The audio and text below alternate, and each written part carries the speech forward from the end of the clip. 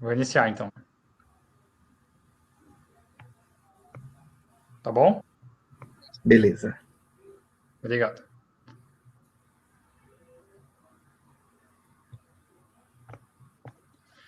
Uma boa noite a todos. Está começando mais um Minuto Otaku ao vivo aqui no Jornal 140. Seu espaço para falar de animes, mangás, HQs e hoje com um convidado muito especial, mestre no assunto, Sávio Oz. Sávio, tudo bem? Tudo Boa beleza, noite. velho. Boa noite.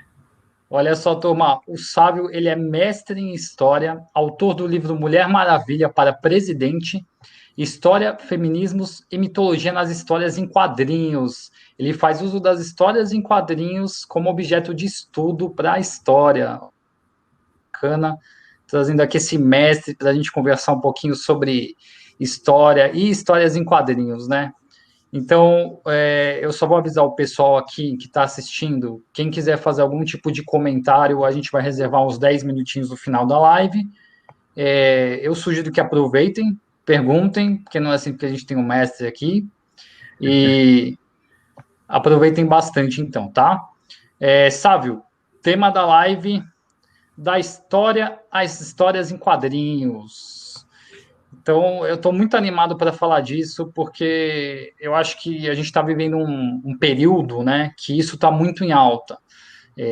Tava um pouquinho, né, numa decadência, essa coisa das histórias em quadrinhos, e agora parece que deu essa ressurgida, né, muito por causa dos cinemas também, mas eu vejo muita gente hoje consumindo muitos quadrinhos novamente, né. Eu queria saber, inclusive, como é que é essa relação que você faz das histórias com as HQs, né? Principalmente as HQs americanas, né, que você estuda, que é o foco. Sim. Bem, na verdade é muito mais antigo, né? A gente passa pelo processo de ensino, academia, aquela coisa toda, e a gente não imagina que vai trabalhar com algo assim logo de cara. Ninguém pensa, eu vou passar na faculdade, vou trabalhar com histórias em quadrinhos como Aham. fonte, como objeto. Mas acabou se tornando uma coisa quase que natural. Até porque boa parte do que eu sabia de história, do que eu já conhecia da história, o que a gente dentro da área de história chama de história pública, ou seja, como as pessoas se apropriam da ideia da história, boa parte do que eu conhecia disso eram de histórias em quadrinhos. Então, foram através das histórias em quadrinhos que eu sabia o que foi a Segunda Guerra Mundial, o que foi Guerra Uhum. Fria, eu sabia o que era a cultura estadunidense, a cultura japonesa, quer dizer, esses espaços temporais e geográficos a ficção da história em quadrinho foi quem me levou a conhecer, né? Desde lá da infância e tudo. Então, toda Bacana. vez que eu passava por um processo de conhecer uma história pedagógica, educada, uma história acadêmica, tinha sempre uma história em quadrinho que eu me remetia, do tipo, eu vi algo assim naquela história que da ficção. Aham. Então, a gente pega a Guerra Fria, vai ter um monte de personagem, pega a Segunda Guerra Mundial, outros tantos, diversos personagens que eles são ligados a essas realidades históricas. E é claro que é uma realidade histórica, se a gente pensar nesse super-herói estadunidense. Mas os quadrinhos, Uhum. enquanto suporte, a gente vai ver que eles narram as suas realidades desde sempre, desde o final do século XIX. Então, toda vez que a gente pensa em historinhas em quadrinhos, claro que elas são ficcionais, mas elas estão carregadas de história, né? Embebecidas de história, e acabam sendo ótimas fontes para isso. Sim, com certeza. Ainda mais hoje, né, que a gente vê tem muita proximidade com as pessoas mais jovens, né? Você fala, eu conheci sobre histórias em quadrinhos, sobre história, né? Sobre guerras através das histórias em quadrinhos. Então é uma leitura que está muito mais próxima, acho que do jovem hoje, né? Do que um livro, por exemplo, de história. Pegar um livro de história, abrir lá a Segunda Guerra Mundial e ler aquele textão. Então, acho que muito desse primeiro contato, né, as pessoas realmente têm com as histórias em quadrinhos na verdade, trazem, né, esses personagens que, de certa forma, também fazem parte da nossa história, né? Igual você falou, pô, a gente tem aí Capitão América, Super-Homem, e vão tendo essas releituras toda vez, e eu percebo que quanto mais aprofundado no contexto histórico, mais é o interesse das pessoas do que uma história totalmente inventado, fantasiosa. Então, quando você coloca ali num contexto de Guerra Fria, como os heróis influenciaram na Guerra Fria. Você diz, nossa, deixa eu descobrir isso, né? Mas aí para isso você precisa entender um pouquinho de história. E me responde uma coisa, você dá aula de história? Hoje eu tenho formação, já dou aula, no caso para ensino superior, não mais para os ensinos iniciais, os básicos, o fundamental, né? Mas já passei por todas essas etapas e acaba sendo muito gratificante conhecer diversos campos de ensino para se ensinar história. E talvez seja justamente o fundamental, o básico, que me deu essa iluminação do tipo, olha, dá para dialogar com as pessoas através da ficção, não necessariamente comparar a ficção com a história, né? Quando a gente assiste um filme de 007, um Senhor dos Anéis, ninguém aqui está necessariamente dizendo, olha, a história real é superior e essa história que você está vendo aí, ficcional, ela é inferior.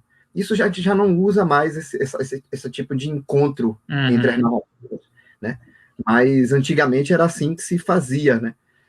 Então, o ensino, ele acabou me mostrando um meio de diálogo daquela realidade, porque quando a gente vai ensinar história, talvez história mais do que outras ciências, é óbvio que eu estou puxando a sardinha um pouquinho. Tem que puxar. Porque a história tem uma coisa, é de que se eu lhe conto uma narrativa, se eu estou lhe falando sobre um passado que eu estou pesquisando, eu preciso que você se localize nesse passado. Então eu vou usar um pouco de imaginação, mesmo que seja uma imaginação através de criteriosos métodos, seja lá o que for. Mas eu vou passar por um processo que eu vou ter que lhe explicar o ocorrido, o fato. E para lhe explicar o fato, eu tenho que construir um contexto e lhe inserir. Você tem que se sentir parte daquilo, mesmo que você tenha sido passado. Então, a ficção é muito curioso porque a gente faz uma relação, às vezes, muito equivocada, de separação entre a ficção e a realidade, né? Como se fossem oposições. Sim. Né? Inclusive, cria um argumento, às vezes, até falseado, do tipo, esse mangá, essa história em quadrinho, esse anime, essa animação, esse filme de super-herói está muito politizado, está envolvido com a realidade. Quer dizer, como se houvesse uma maneira de se separar, né? Sim, é verdade. Não há. Não tem como. A ficção, ela é sempre fruto da realidade. Ela é fruto da realidade. Então, a ficção, ela tem a liberdade do seu autor, óbvio, dentro daquele quadrinho, criar uma imaginação e tudo. Ela tem a liberdade do senso comum. Aquela sociedade vai pensar aqueles elementos daquela maneira, ou receber aquelas informações. Basta a gente pensar, por exemplo, Cavaleiro do Zodíaco, que faz parte de uma realidade cultural asiática, mas é uma apropriação de elementos culturais da Grécia, Europa, velha Europa, e através do modus operandi, quer dizer, da maneira de se narrar estadunidense. É verdade. Então, quando você tem isso, mesmo que a ficção pareça que ela não tem nada a ver com a realidade, ela está dizendo muito da realidade. Então, a gente consegue fazer uma pesquisa com essas peças, com essas obras, e encontrar diversos vestígios dessa realidade, né, sobre o passado. Por exemplo, a gente pega ali aquele quadrinho Gamper Descalços, que é muito famoso, o pessoal conhece porque conta a história da Segunda Guerra Mundial, a partir do ponto de vista dos japoneses e não dos estadunidenses, né? Mas mesmo Gen, quando você vai pegar uma edição, eu poderia lhe perguntar, Jorge, você está lendo o Gen publicado nos Estados Unidos ou publicado no Japão? Você vai dizer, tem diferença? Eu vou dizer, tem sim. Né? Nos Estados Unidos saiu em 4 volumes, né, com vários trechos retirados, censurados, porque falavam mal do imperialismo estadunidense, né, e do oportunismo de guerra dos Estados Unidos. E o Gen, quando foi lançado no Japão, tinha outra conotação, tinha outro conjunto de memórias.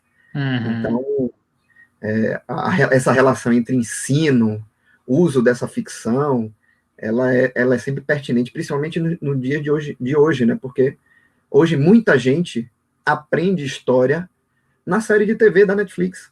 Sim, né? É verdade. Basta a série esquisar, assiste e diz, olha, eu sei o que aconteceu na Rússia ali no final do século XIX e início do século XX.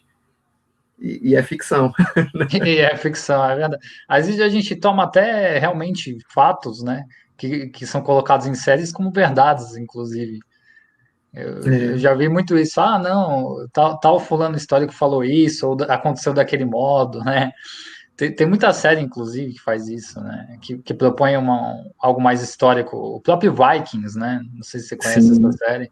Ele começou no History com essa pegada mais histórica, só que depois foi virando uma série numa pegada mais Game of Thrones, né? Mas no início a proposta era essa, é te colocar naquele contexto histórico dos Vikings, daquela época, ele trazer realmente elementos ali que você não históricos mesmo, né? Então, mas às vezes eu vejo o pessoal fazendo um pouco até dessas confusões, né?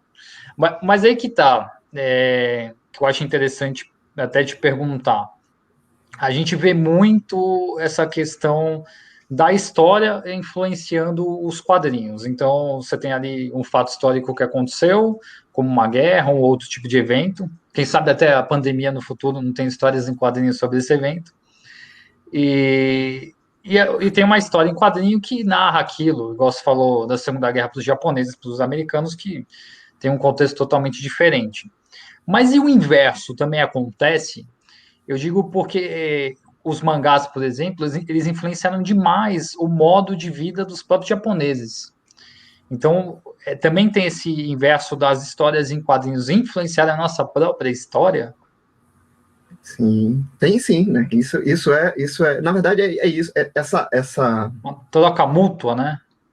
Essa troca é muito mútua. Essa troca, essa dinâmica, ela é muito nossa, muito cultural, né?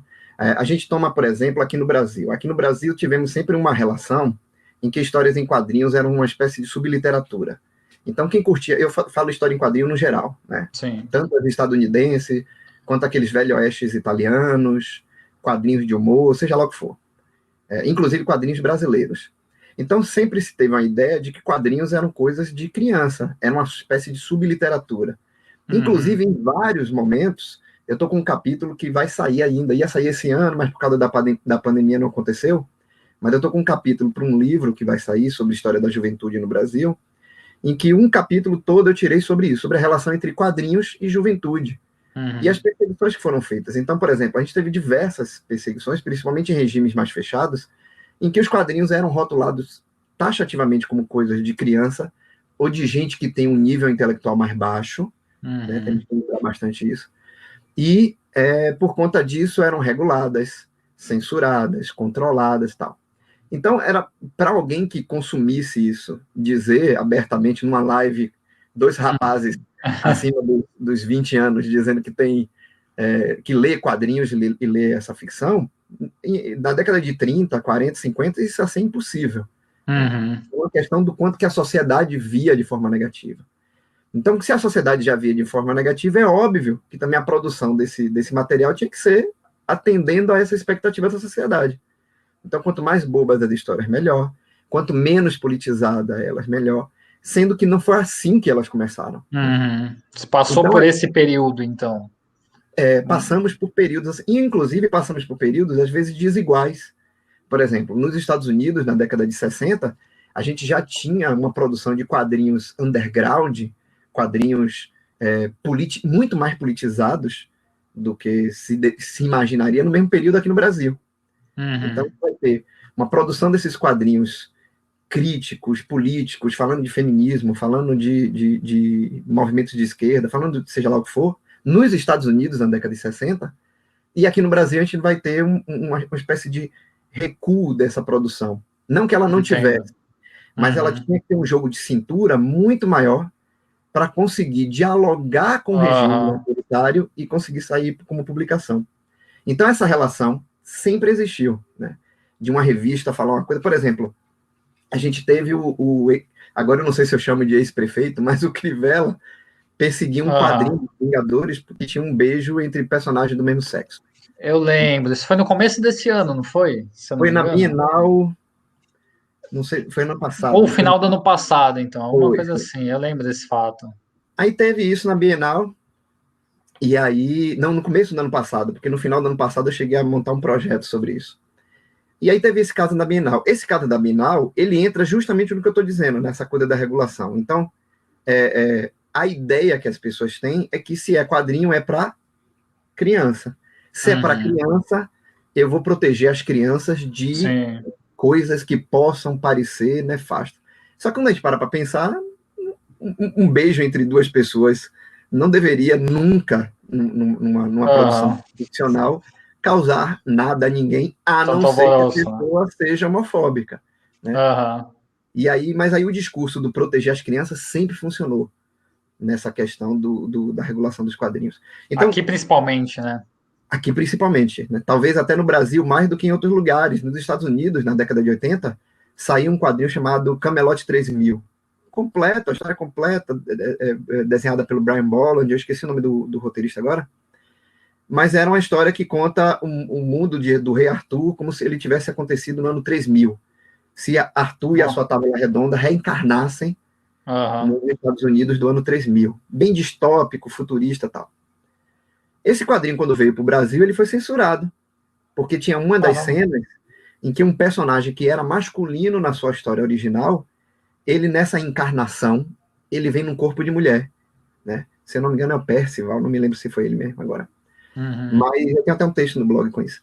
Então esse personagem, por ter vindo um espírito masculino no corpo feminino, ele entrou em crise, tá? Como é que ele se veste, o que é que ele faz? E a mulher com Entendo. quem ele era apaixonado no passado, ela volta nessa encarnação também no corpo de mulher. Então ele está no corpo de mulher, ela está no corpo de mulher, ele a ama, e aí tem todo um jogo de cintura. Claro que o debate nos anos 80 é sobre a questão de liberdades afetivas e sexuais dessas populações nos Estados Unidos. Quando Aham. essa revista vem para o Brasil, óbvio, o que é que vai acontecer? Todas as cenas em que essas duas mulheres estão juntas são cortadas da revista. Né? Aham. E São perde total sentido a história, né? é, Não faz nem mais porque sentido. muitos trechos não têm sentido. Na verdade, esse corte é curioso porque ele diz exatamente aquilo que você falou. Como a realidade influencia a produção e como a produção influencia a Uhum. dinâmica daquela realidade. Né? E Sim. basta a gente ver essa relação, como, por exemplo, vários movimentos sociais que nós temos em que as pessoas vão para as ruas com a máscara do Guy Fawkes do quadrinho V de Vingança. Sim. É E às vezes verdade. Virar um símbolo, né? a pessoa às Acabou vezes virando um nem símbolo. usou aquilo, mas ela vai vestir, ou ela não conhece a obra original, ou melhor, ela não tem o dever de conhecer uma obra Uhum. original, mas o quadrinho foi transmitido para um filme, quer dizer, tem aquele filme de 2006 ou 2007 por aí, na Acho V que de é. Vingança, né? Sim. Saiu do quadrinho, passou pelo filme, e do filme chegou a apropriação social. Então, essa relação é muito forte, é muito pertinente, né? Principalmente com essas produções de quadrinhos. E hoje a gente passa por um processo diferente. Quando era vergonha ler quadrinhos se você tivesse certa idade, ou ler quadrinhos mesmo que você tivesse baixa idade, porque quadrinho era uma espécie de subliteratura, Uhum. e comparar uma obra de livro com um quadrinho era quase que Blasfêmia, né? uma blasfêmia. Sua palavra foi pontual. Hoje a gente não passa por isso mais. Hoje a gente sabe Sim. que existem bons livros, bons quadrinhos, maus quadrinhos, bons filmes, maus filmes, boas animações, péssimas animações. Então, não é o Uhum. suporte que vai nos dizer se aquele elemento é de qualidade, de baixo ou alta qualidade. Né? É a narrativa, é a maneira que foi construída. Então, hoje a gente passa por um processo inverso. Hoje as pessoas estão com orgulho de ler quadrinhos. O orgulho, é isso que eu percebo. Eu não sei se é porque muitas dessas pessoas que eram crianças naquela época hoje cresceram, né? E continuaram lendo, ou se também tem outras pessoas que estão tendo interesse até por esse coletivo, né?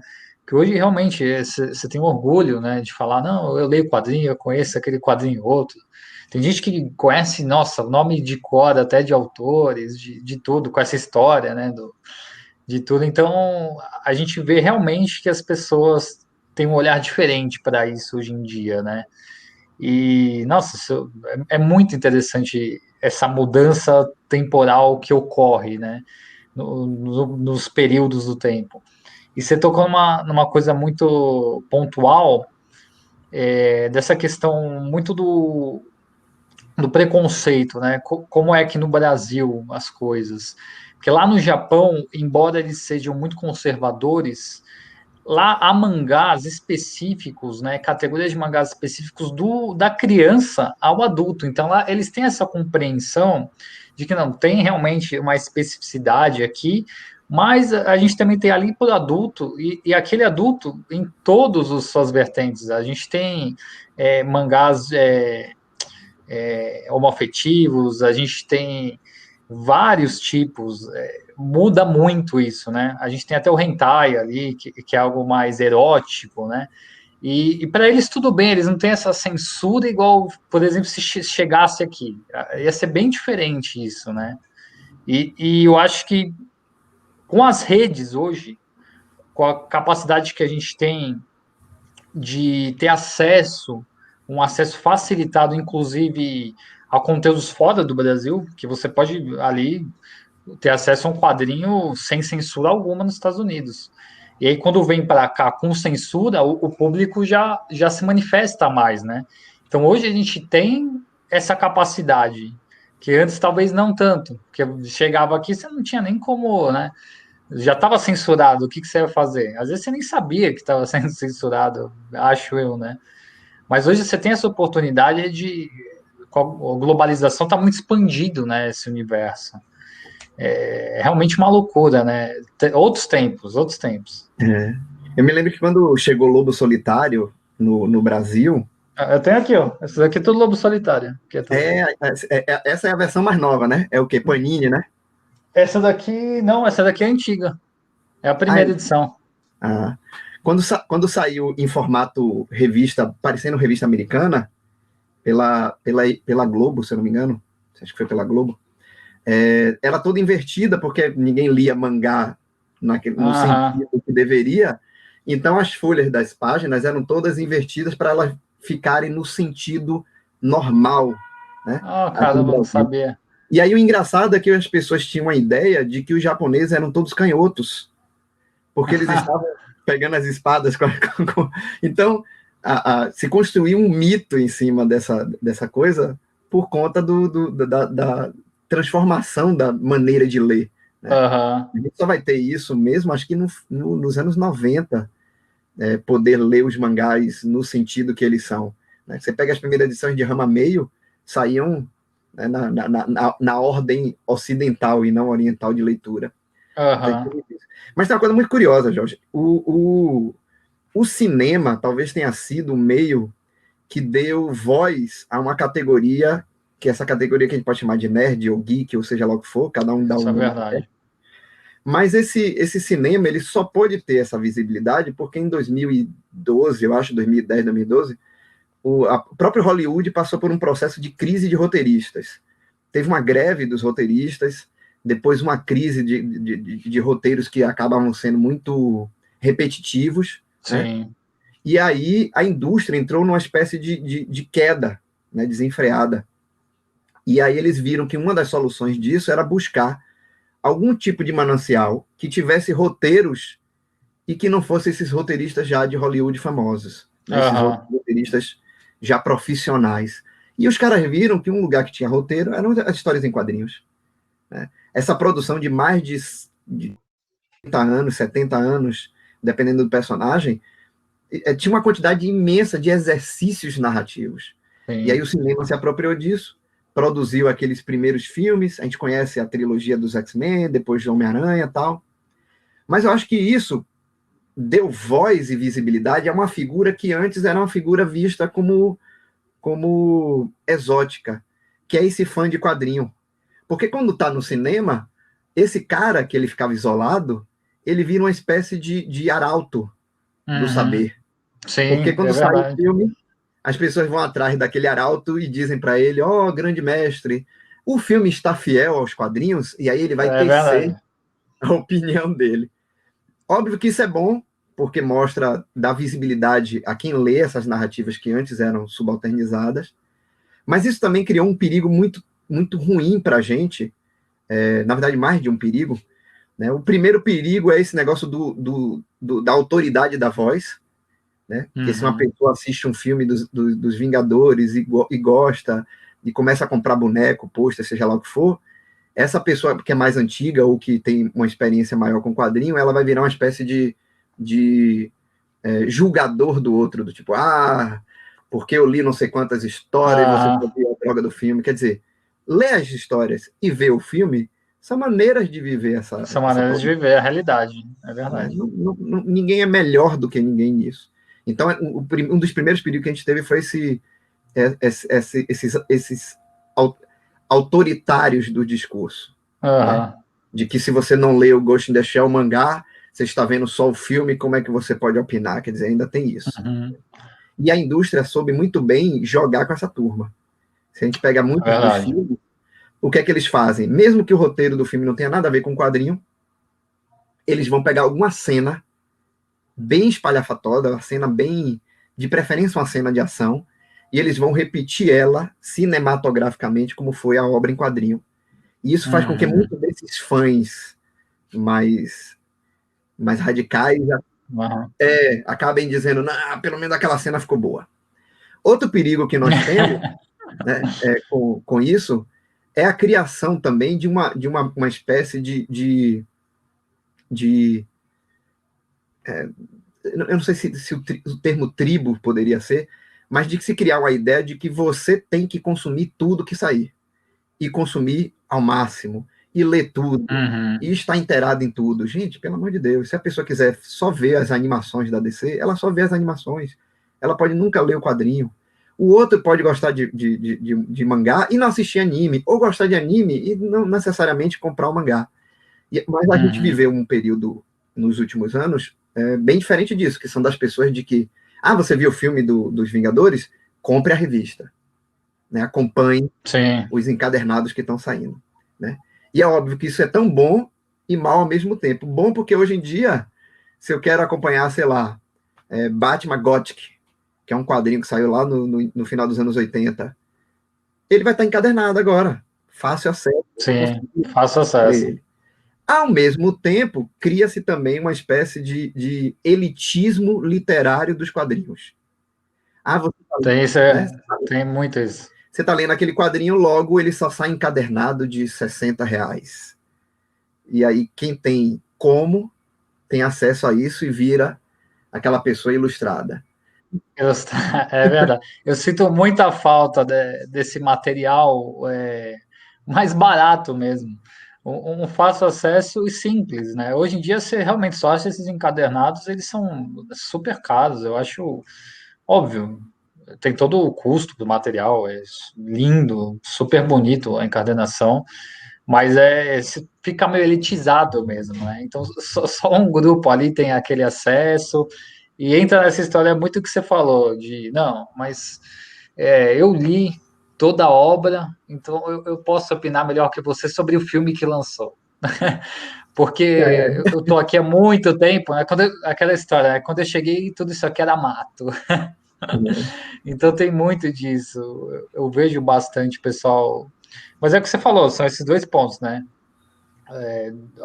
De um lado, você tem essas releituras que trazem esses contextos para uma coisa mais atual, e aí todo mundo pode ter acesso a isso, e só tira um pouco, inclusive, desse preconceito, né, que se tinha com geek, com nerd, de que, não, isso daí é só uma viagem, né, do cara, aquelas leituras lá, coisa de criança, mas ao mesmo tempo você realmente entra nesse aspecto bem, né, e te obriga, inclusive, a consumir, né, é que a gente não pode esquecer que isso está vindo de uma indústria, né, que é uma indústria de entretenimento que é a segunda maior indústria do mundo, só pede para armamentista, se eu não me engano, e o objetivo deles é lucro.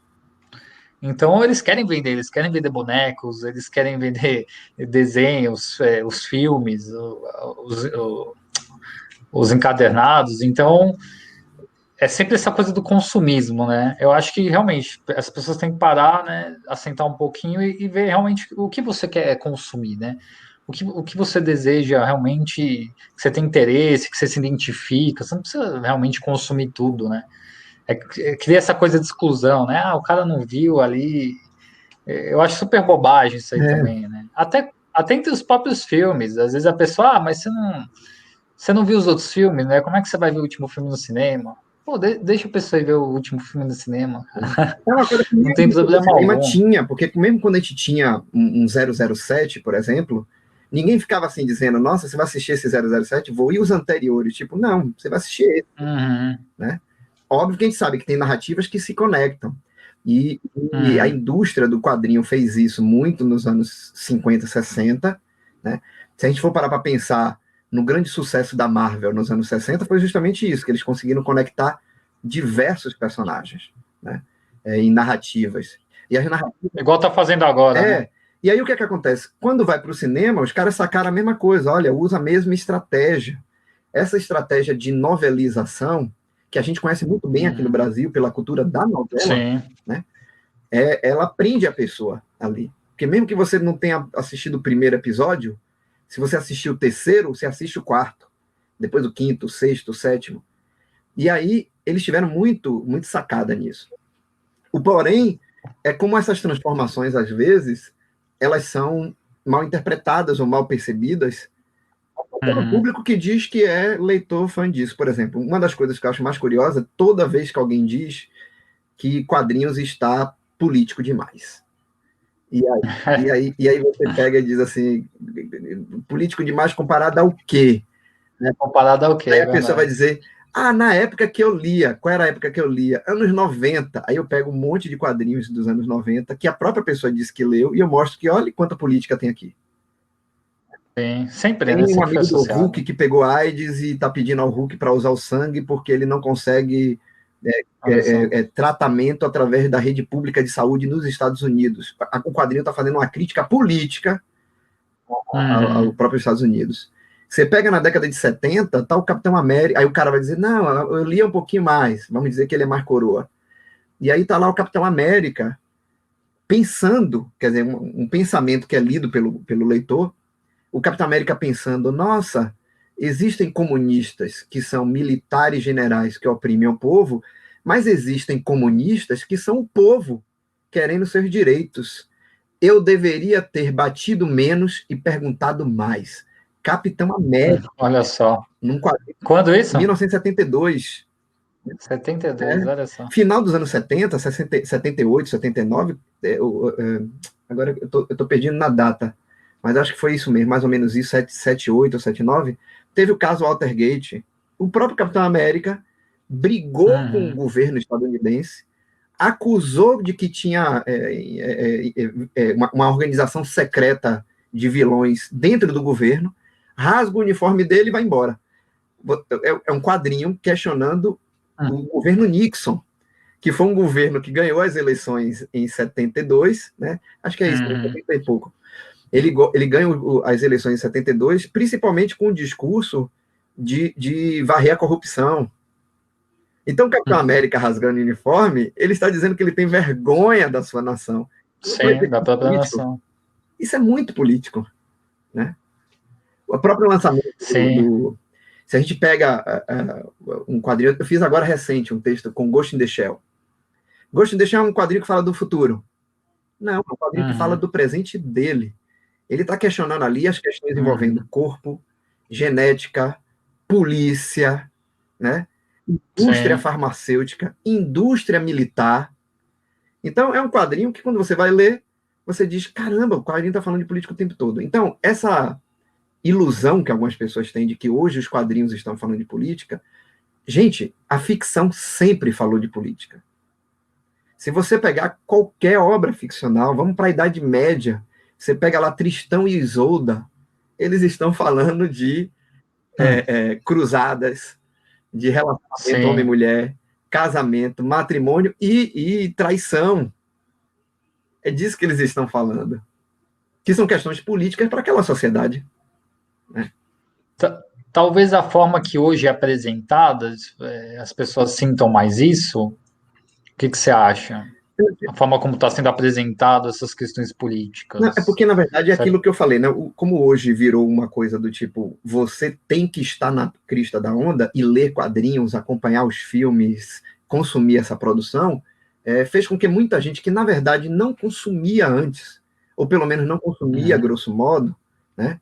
Ou fazia uma leitura rasa daquela narrativa, e é óbvio que a gente sabe que tem gente que faz leitura rasa de narrativas.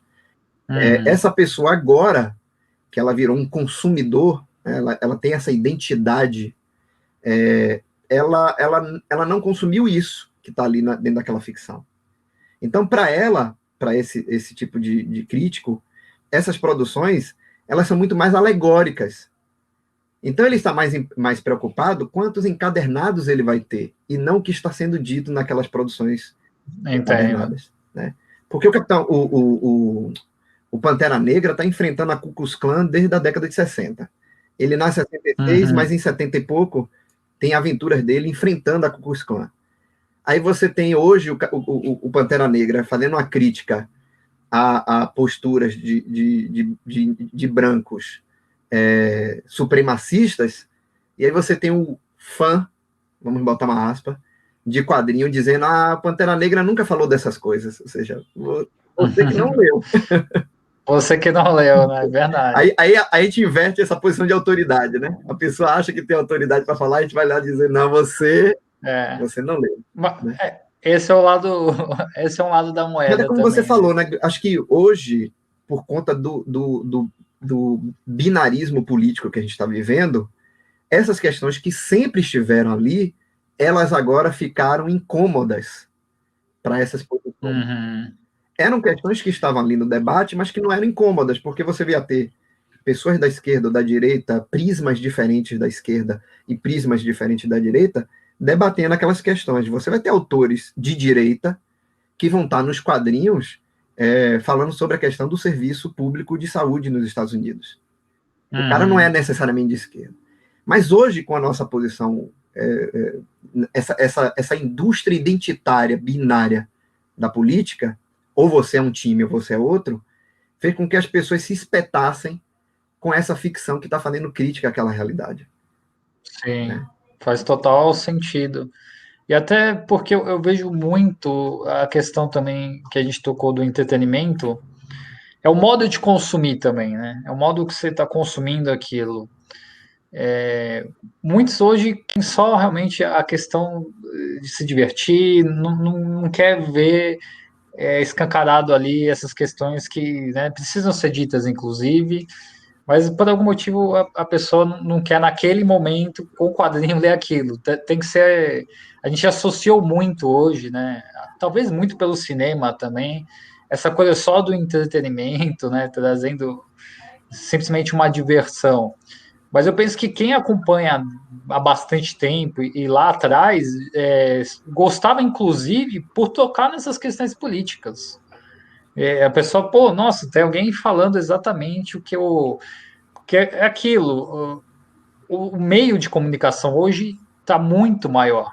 Então você tem acesso a praticamente tudo que você quiser. E você vê muitas coisas relacionadas à política na internet.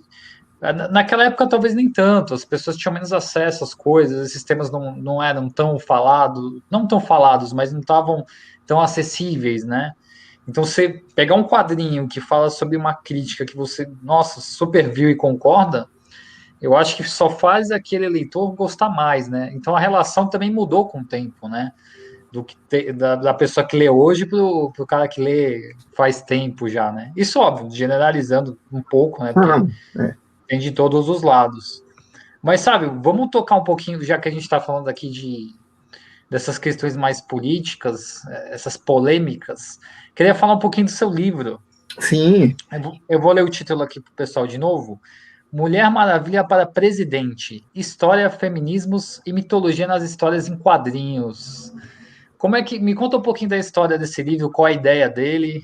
Eu achei o título demais. Foi... Esse livro foi na verdade, ele é fruto da dissertação de trabalho no processo de mestrado que eu passei de 2015 a 2017, né?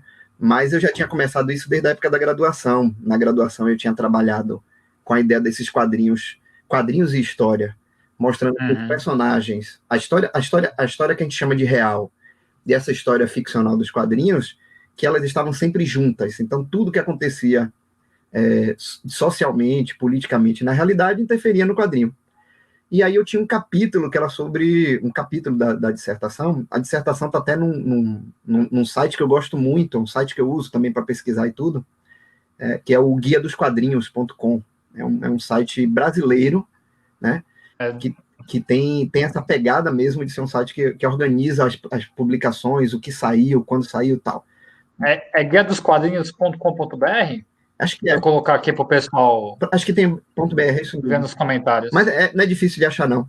E aí eu me lembro que eu me inscrevi, eu peguei meu trabalho de conclusão lá na graduação, e aí o pessoal do Guia dos Quadrinhos fez, publique aqui com a gente, tal, não sei o quê, e aí eu publiquei gratuito a monografia toda lá, a monografia está lá. E aí, na época da monografia, eu escolhi um capítulo, eu fiz, eu vou tratar um capítulo todo sobre representação de negros nos quadrinhos, e eu vou tratar um capítulo também todo sobre representação das mulheres nas histórias em quadrinhos, né? Porque o resto da monografia era muito político. Eu fiz, não que não seja político, continua político, né? Mas vamos pensar um político mais próximo do social. E aí, eu fiz esse capítulo todo sobre mulheres em geral, como elas eram representadas, o que tinha a ver com a realidade, as transformações que ocorreram com a Segunda Guerra Mundial, depois o retorno dessas mulheres que antes estavam no espaço de trabalho durante a Segunda Guerra Mundial, em que os homens estavam na guerra, elas tiveram que voltar para dentro de casa, aí toda uma ideologia de o lugar da mulher dentro de casa. Basta ver as pin-ups, que são artes eróticas, mas que elas estão o tempo inteiro mostrando para as pin-ups dos anos 50 e 60, estão o tempo inteiro dizendo para você que a melhor mulher, mesmo erótica, ela é uma dona de casa. Ela está cozinhando, cuidando da roupa, passando ferro. Então, teve todo um movimento para isso. Em 70, há um apogeu do movimento feminista, né? Em 80, há uma espécie de quebra dessas relações, as mulheres conseguem alcançar algumas conquistas, mas outras, elas são contrariadas, recludidas. E aí, o que eu percebi foi, poxa, a Mulher Maravilha sozinha, entre essas personagens todas, super-heroínas, ela sozinha dá uma pesquisa. E aí, na época, eu montei um projeto, tentei em algumas instituições. É óbvio que tem quadrinhos ainda, é uma fonte pouco usual na academia e deixa alguns acadêmicos mais tradicionalistas com receio. E a gente até entende esse medo, esse receio desses profissionais, porque eles têm não é uma fonte que tenha trato. Então, você imagina, dentro da área de história, de psicologia, de geografia, de seja lá o que for, que aqueles professores nunca nem viram aquilo. Imagine para usar como fonte. E aí, demorou até eu entrar no processo seletivo de um mestrado, e eu passei no mestrado no Rio. Quando eu passei nesse mestrado do Rio, foi com a Mulher Maravilha, então acabou sendo um casamento. Foram 2 anos pesquisando a Mulher Maravilha, com obras, com tudo mais. É um casamento mesmo. E aí, nesses 2... E era um negócio assim, eu só ia pesquisar a Mulher Maravilha na década de 70, por conta do movimento feminista. E aí, à medida que a gente vai pesquisando, a gente vai vendo que, peraí, mas o movimento feminista não tá fixo na década de 70. Ele tá lá em 50, ele tá lá em 20, as sufragistas. Aí você vai voltando no tempo e você constrói uma estrada muito maior. E é por isso que eu até inseri mitologia, porque quando a gente pensa esses personagens, esses super-heróis, principalmente estadunidenses, eles são uma apropriação daquela narrativa mitológica para uma realidade ocidental, pós-século. É verdade. E aí a Mulher Maravilha, ela é um ícone feminista. E aí tem uma pergunta, que eu acho que é a pergunta que fica encaixada em tudo, que é, Mulher Maravilha é feminista? Essa pergunta... Uma boa pergunta. É uma pergunta que parece inocente, porque você poderia dizer, não, Mulher Maravilha nem existe, pô. É uma boneca de papel, é um desenho. Né? Ainda mais um desenho escrito e desenhado por homens. Né? Isso pode tirar dela ainda mais essa autoridade. Mas quando você vai pesquisar e você vai ler, e é uma das coisas cruciais que a gente está passando hoje em dia, que é assim, o historiador ainda é um detetive pesquisando e investigando o passado. Ele fala a partir do conjunto de vestígios que esse passado deixa. Então a gente vai narrando sobre esse passado através do que tem de vestígios, e não do que eu acho, ou do que eu quero. Né? E aí, e hoje em dia a gente está passando por um processo bizarro, porque hoje em dia as pessoas estão inventando passados que não existem. Inventando passado. Né? Que é para falar de futuros que nunca vão existir. Né? Que não existiram, nunca vão existir, né? E aí as pessoas acham que esses argumentos são verdadeiros. E aí eu fiz, não, essa pergunta ela é pertinente, tanto para o movimento feminista, entender como é que ele é usado como farol ou como espaço de mercado para a indústria de narrativa de entretenimento, né? Óbvio que se a Mulher Maravilha é ou não feminista, uma das coisas que vai ser dita é que ela é um produto, e que se feministas podem comprar, inclusive, deixemos ela dela. Mas, ao mesmo tempo, tem toda uma história envolvendo mulheres no entorno da Mulher Maravilha, e que essas mulheres foram sempre apagadas, justamente porque elas não eram as escolhidas por essa indústria para representar a indústria, né? Então, o trabalho foi de desvendar esses espaços, essas coisas. E aí foi uma aventura de 2 anos, casei com a Mulher Maravilha, um casamento tão intenso. Eu fui morar no Rio de Janeiro, na época eu estava até namorando. Acho que eu não sei se minha namorada na época tinha ciúme da Mulher Maravilha, mas era um negócio tão intenso. Era tão intenso que eu estava lendo tudo da Mulher Maravilha, eu estava lendo um monte de produção sobre a Mulher Maravilha. E aí, quando a dissertação acabou, que eu lancei o livro agora, em 2019, né, foi todo um processo, porque em 2017 eu terminei, 2018 uma editora não queria, porque Caramba. foi o processo eleitoral, e aí teve uma editora que ficou incomodada com o título, que era Mulher Maravilha para presidente, e achou que poderia soar como uma afronta às eleições. Sim. Né? E é óbvio que era uma afronta, eu sempre digo isso, né? Isso é óbvio, né? É óbvio que é, gente. Pelo amor de Deus, é óbvio que é uma afronta. O processo eleitoral nosso ainda é muito masculino, quantidade muito maior de homens do que de mulheres. Mas aí só ficou pronto em 2019, aí de 2019 uma editora comprou a ideia, gostou da ideia, que foi a editora Devires, que é onde vende o livro hoje. Eu não tenho nem ele mais físico, né? E foi... Devires, o nome da editora? Devires, Tem um site deles que é www.queerlivros.com.br. Queer de estranho, né? Queer, queerlivros.com.br. E é curioso, Jorge, porque hoje eu compro os quadrinhos da Mulher Maravilha, mas não estou lendo. Eu estou com meio... não tá. Mas a gente fica, né? É o casamento depois de tanto tempo vendo o tema, né? A gente depois não quer nem mais ver, quase. É queer o que você falou? Queerlivros. Queer? Livros? .com.br. Né? E aí pronto, foi uma grande aventura, fiz o livro ficou pronto. E o livro ele tenta responder essa questão. Isso. Se ela, ele tenta explorar pela história, se a Mulher Maravilha seria feminista ou não. O que é que influenciou ela e como o movimento feminista influenciou muito ela antes dela nascer. Ela nasce em 1941, mas as mulheres... Aos 41? O movimento de mulheres nos Estados Unidos nunca foi... Na verdade, é uma coisa curiosa, porque o movimento feminista nunca parou. Né? O pessoal de vez em quando diz assim, primeira onda, segunda onda, terceira onda, mas na verdade esse movimento sempre foi contínuo. Essas ondas são uma espécie de mediatização ou publicação, né, em que o movimento fica visível para os jornalismos e por aí vai. Né? Mas o movimento nunca parou. E ele sempre foi muito importante para a Mulher Maravilha. Por exemplo, uma das maiores ativistas sufragistas dos anos 20 foi professora do criador da Mulher Maravilha. E o próprio criador da Mulher Maravilha se casou com 2 feministas. Né? Então, para você ver... Já na nascente dela, né? Não tem como vincular. É engraçado que hoje a visão que eu tenho, pelo menos, da Mulher Maravilha, que está sendo passado, ainda tem muita essa coisa da ingenuidade nela, né? Eu não sei se no começo é assim também, ou se isso foi mudando ao longo do tempo, mas passa muito ainda essa questão, eu acho. Sim, principalmente por causa do filme, né? O filme recente tem esse... Aquilo que a gente está falando, os meios se influenciam, né? Hoje, o que está influenciando até os quadrinhos é um filme, então eles mudam até a história lá. Mas a DC está sempre mudando essas histórias, né? Eles fazem esse reboot e mudam um pouquinho o traço da personalidade dos personagens. Eu acompanhei as animações da DC e eu percebi isso, só que ela é muito pautada nessa questão do filme também, é verdade. É muito aquilo que você falou, né? De que a gente a gente não pode esquecer nunca de que é uma indústria. Né? E como é uma indústria, ela vai renovar, atualizar o seu produto né? Aham.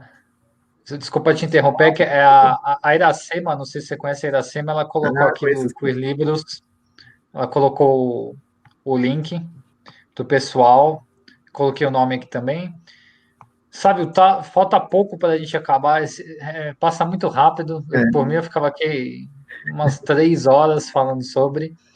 Eu vou ler um comentário aqui do Léo. certo. Ele perguntou se você não sabe dizer se tem alguma pesquisa que fale se mais mulheres ou homens leem Mulher Maravilha. Então, se hoje quem lê mais Mulher Maravilha é homem ou mulher, se tem alguma pesquisa assim. Porque tem isso também, né? O público que lê realmente quadrinhos, acho que se a gente colocar numa estatística, essa maioria deve ser do sexo masculino, né? Não sei também se essa pesquisa hoje, né? Sim. Na verdade, esse se eu não sei é mais enriquecedor do que se a gente tivesse certeza. A gente poderia ter certeza uns anos atrás de que o público era majoritariamente masculino. Hoje a gente não tem essa certeza, até porque o próprio Uhum. universo de cosplay, o universo de eventos de quadrinhos, eles nos apresentam, na verdade, um número diferenciado disso, né? Quando você vai num evento Sim, é verdade. de Tem quadrinhos, muito, né?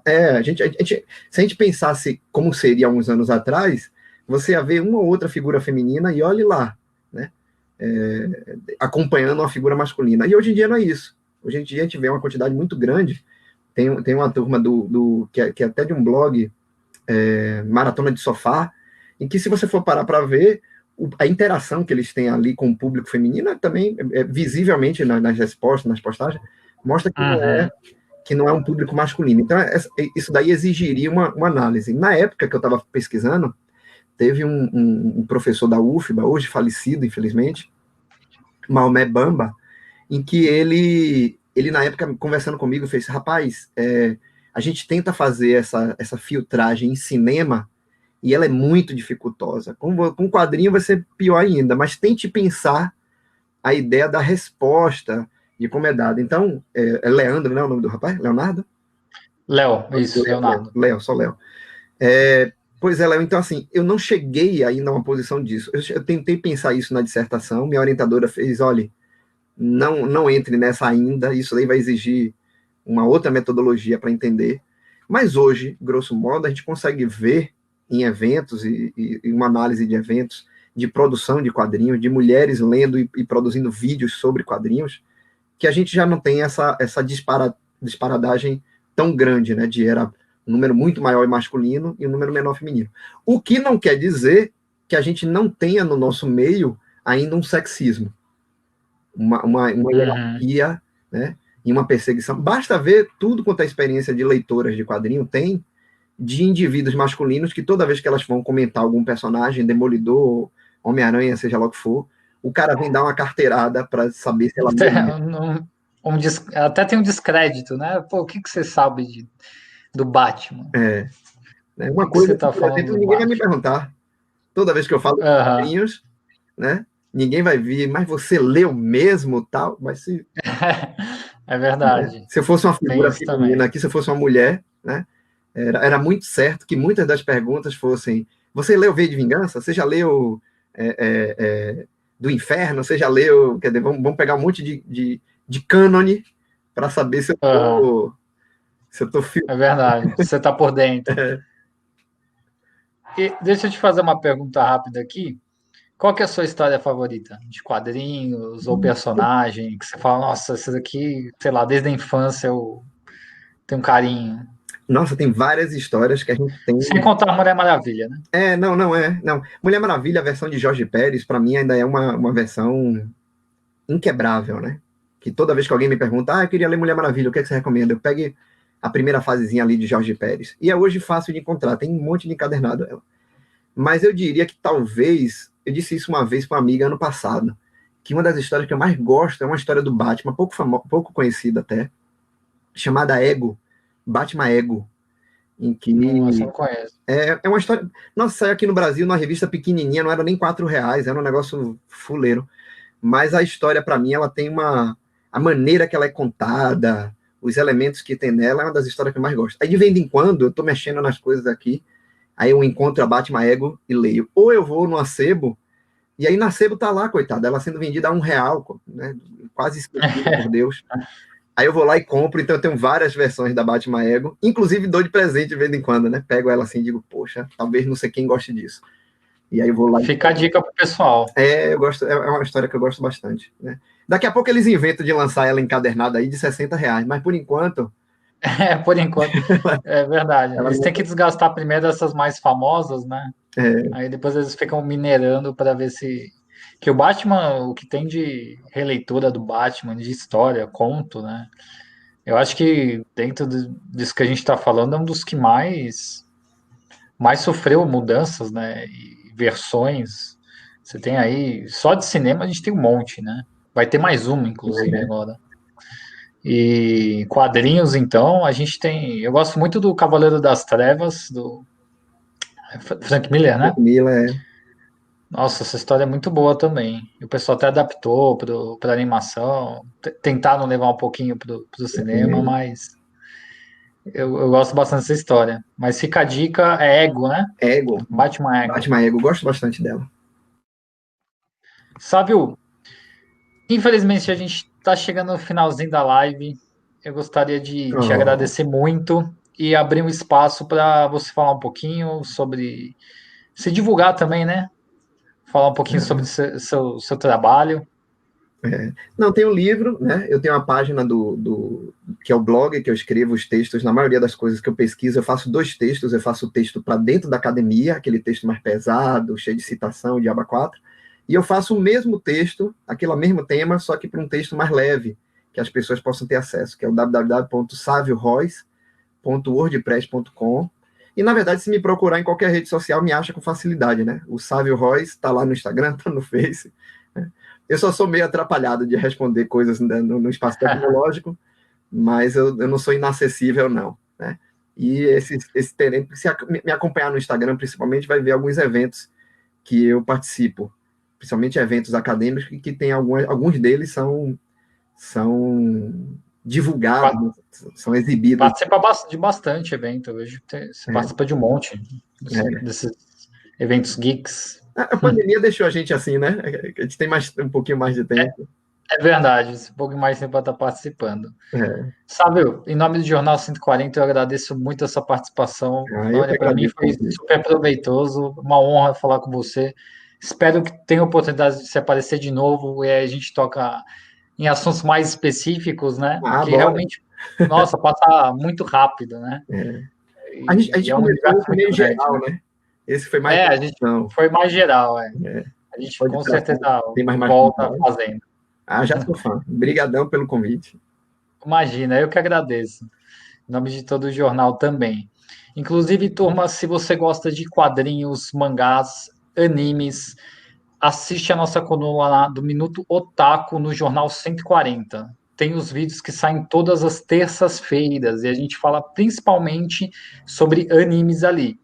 Mas também no Jornal 140, se vocês acompanharem as minhas postagens, tem um geral sobre quadrinhos, tem muita coisa dentro desse universo. Então, se você gosta, principalmente de cultura japonesa, esse é o local. Sábio, agradeço mais uma vez, agradeço a todos que participaram hoje e uma boa noite. Boa noite.